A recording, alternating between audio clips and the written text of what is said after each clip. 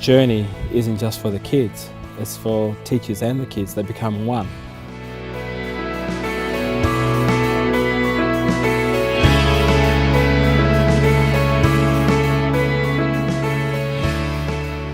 Well, you see, to learn about this environment is really good to be in the environment itself. I mean, to feel the connection to where you are, to travel out into these places, because the impression is that the desert environment is such an empty, dry, barren wasteland. But when people come here, they realise that it's alive and vibrant. And the best way to learn about that is to actually be out in it. To spend a night out camping and under the stars and be one with nature again, the same way our people did for thousands of years. Because nature will teach you everything if you observe it long enough.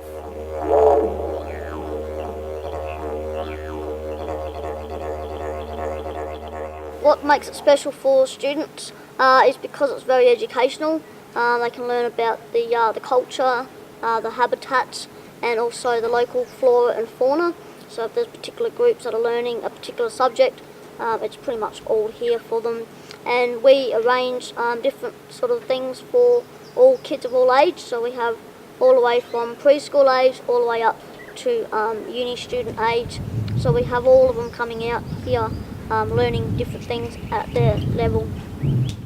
Well, this is the outback, this is what everyone wants to see, it's the outback, but there's more to just seeing the iconic features of, Uluru and Kings Canyon and other places.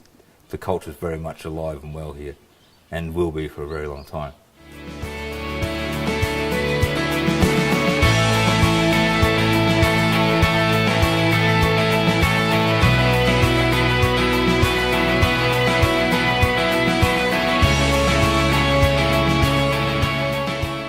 Here you can come show, tell and smell and ask questions of the original inhabitants of this land.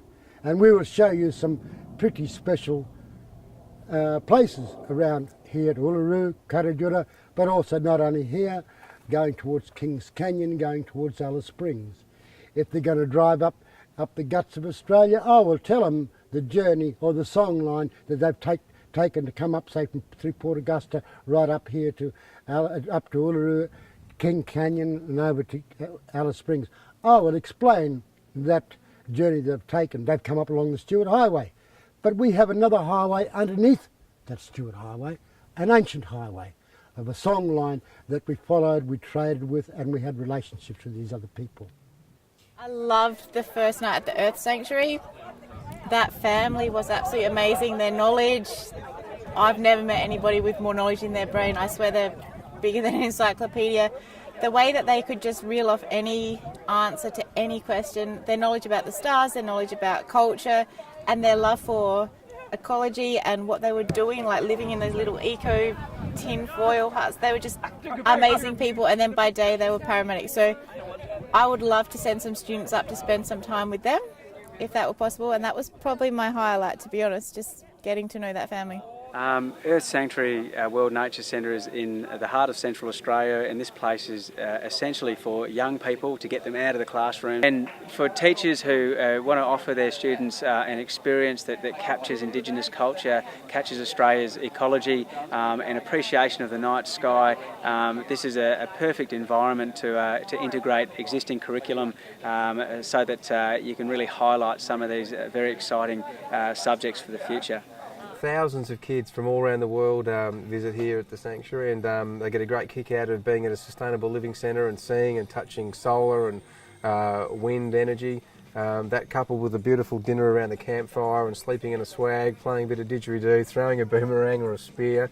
So there's plenty of activities to do, and look, we've all been kids before, and I'm never a big fan of being in a classroom, and this is what I call about bringing the classroom back to earth. Yeah, I think the benefit of a youngster coming here from primary through secondary or tertiary, Indigenous or non-Indigenous, I think having a kid that is used to having a physical classroom and teacher coming here, and this thought occurred to me watching the film and listening to the speakers, is that they should be a little bit grateful for what they have.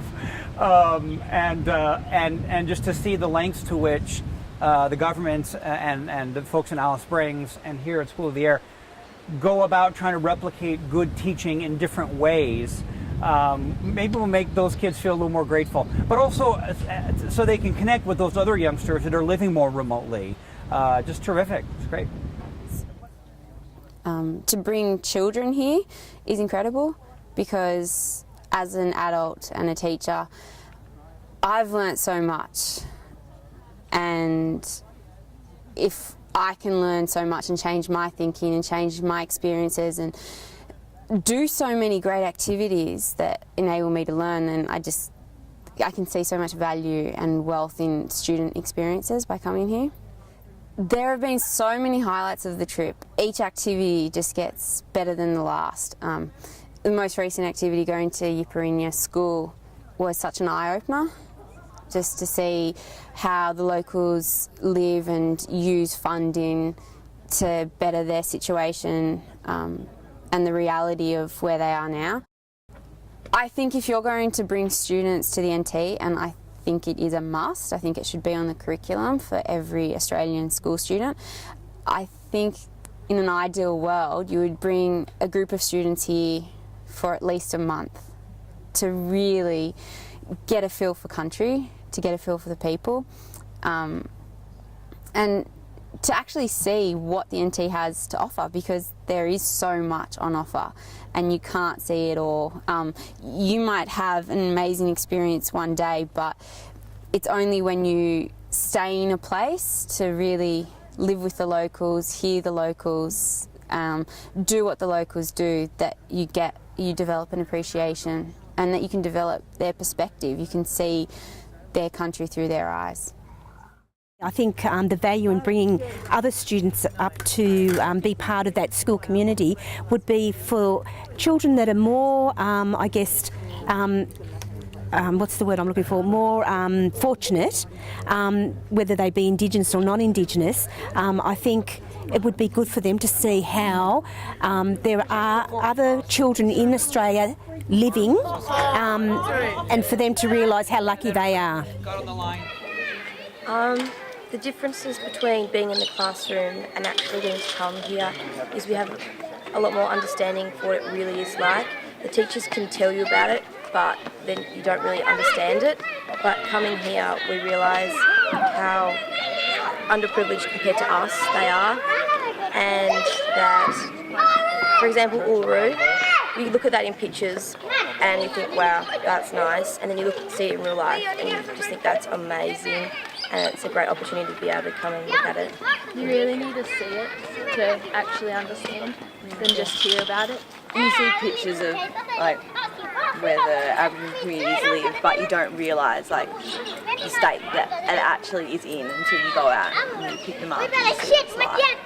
It's the anecdotes and the stories and the practical examples to give to students, rather than, you know, a global kind of textbook answer. Yeah. It's really, I have actually experienced this, and you should too, and actually discover it for yourself. Yeah. And this kind of familiar actually allows that.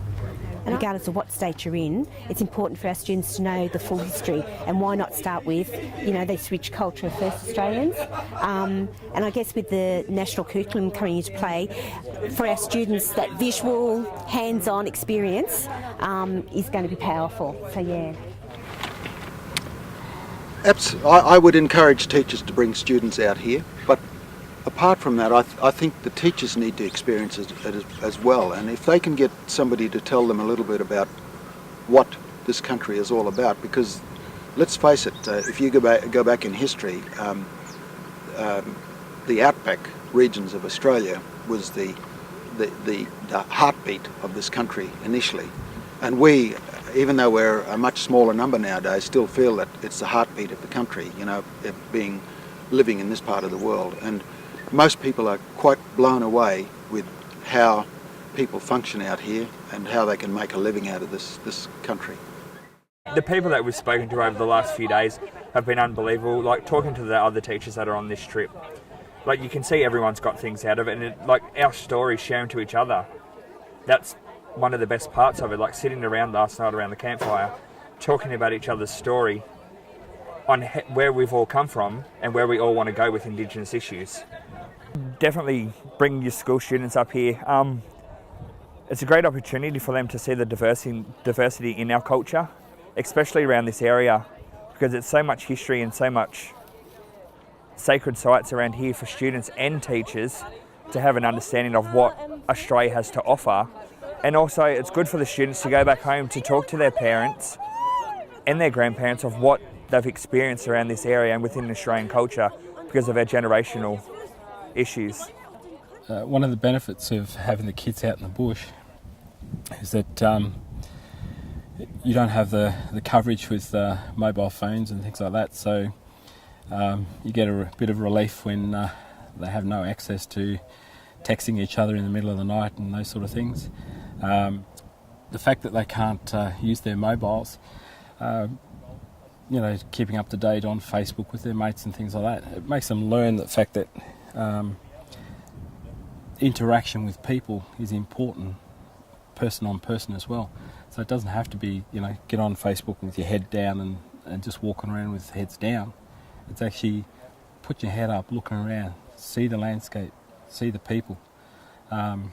It's an immersion, not just cultural immersion, it's immersion with everything that's relative to life, really.